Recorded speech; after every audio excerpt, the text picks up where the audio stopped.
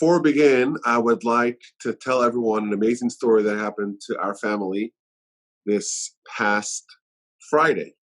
As you know, I am sure, every year our family makes an annual pilgrimage, an annual odyssey to the Northeast. We live, of course, in Houston. It gets somewhat hot, it gets somewhat oppressive, and we like to visit our family in the Northeast. So my parents live in New York. My in-laws live in Toronto in Canada.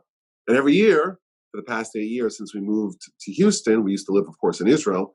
For the past 8 years, we've been going to the Northeast, spending time with my parents and spending time by my in-laws. The kids get to spend time with the grandparents.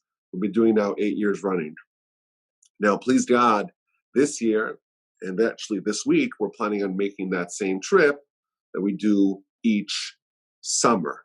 Now, of course, this year, it's different because we have the coronavirus, and Canada and the United States have sealed their border to everyone but citizens, and there may be a carve-out for relatives of citizens. It's a little bit unclear, the exact language of the rule of the order, so it's not so clear if we'll actually be able to get in.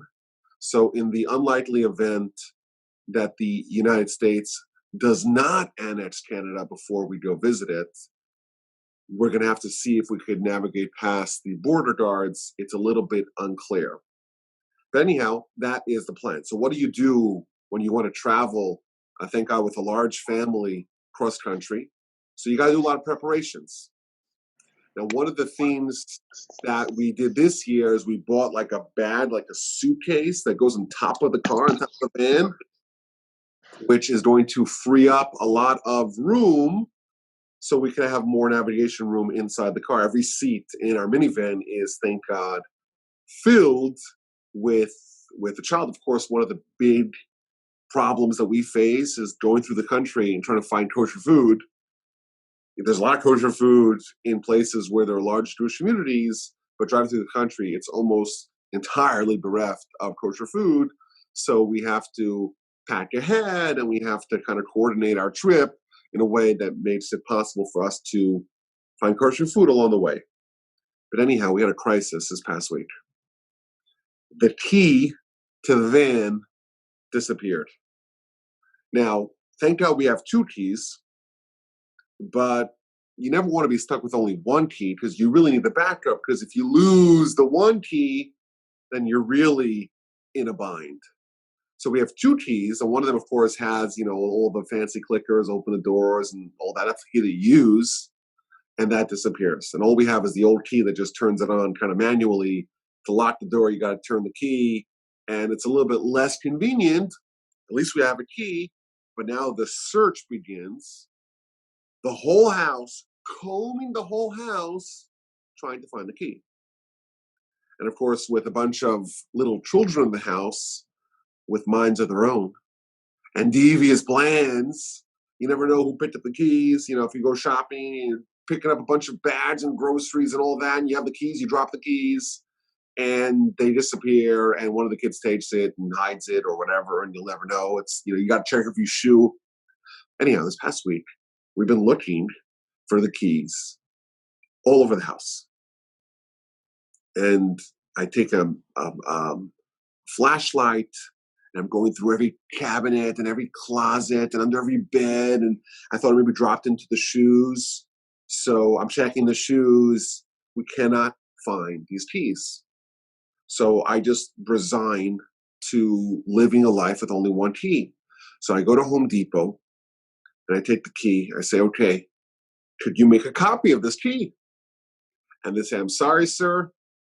If you want to copy this key, it's a special kind of key. They only do it in the dealership.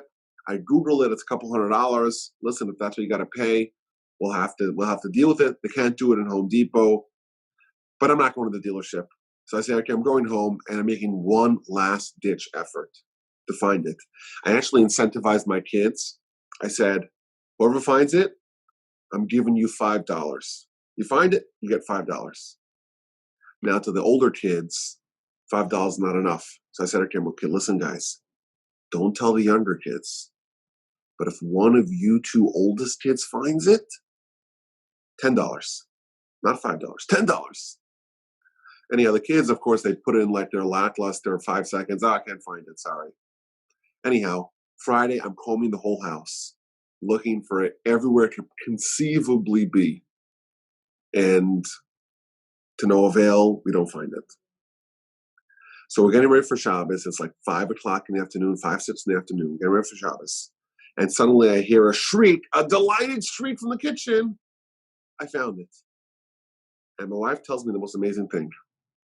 She says that as she's walking to the kitchen, she realizes that like we've looked through the entire house and we've done every conceivable effort on our part to try to find it. So she said in her head as she's walking to the kitchen, this is only in God's hands. That's the first thing that she said. That's it. We've done everything we could possibly do. It's in God's hands. That's the first thing she said as she's walking down the hallway to the kitchen. And the next thing she says is, you know what? We're going to pledge, if we find the key, to give a gift to charity. And she's walking to the kitchen and she opens a drawer. This literally happened within 5 seconds of this kind of internal conversation. Boom, the keys are right there. We assume one of the little kids maybe dropped it into like a drawer that usually, has some pots or has some containers or something like that. And she said it was unbelievable. It was like, you're not looking for it anymore. You kind of give up on it. And you have this mental exercise. You're praying basically, and you're saying, I know it's not in my hands. And you make a pledge to give some charity if you find it. And boom, with no effort, it's right there in front of you. And I quickly gathered all my kids around and I told them the story. And right away, I went online and made a donation to charity.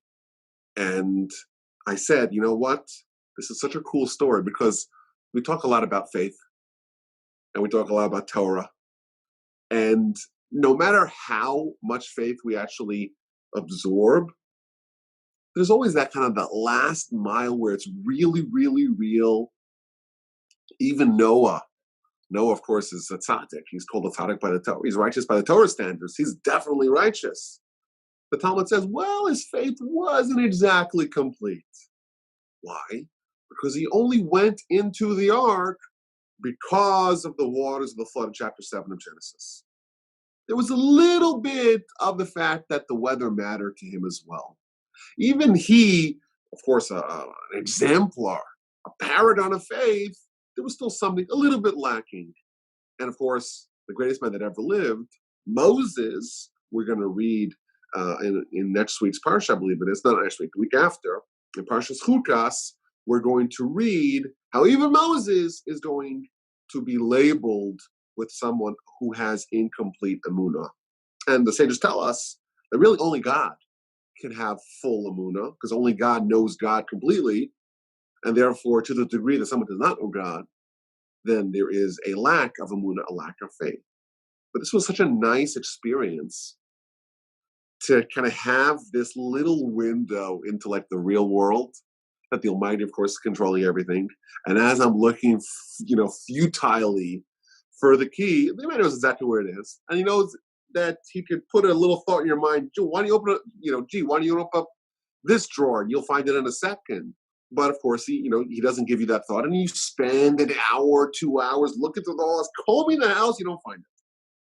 And then you make a slight prayer, you make a slight commitment of charity, and instantly you just have it handed to you on a silver platter. So I said, you know what? I'm going to share this with everyone because it's such a nice example of the Almighty actually playing a part, kind of winking at us and saying, hey, I'm still here. I'm still with you. I'm still holding your hand. And I'm still there whenever you reach out to me.